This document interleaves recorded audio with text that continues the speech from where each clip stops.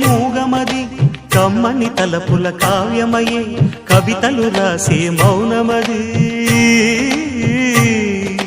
రాగల రోజుల ఊహలకి స్వాగతమిచ్చే రాగమది శృతిలయలరగని ఊపిరికి స్వరములు కూర్చే గానమది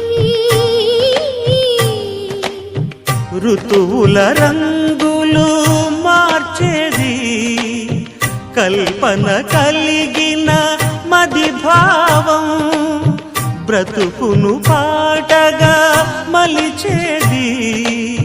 మనసున కదిలిన మృదునా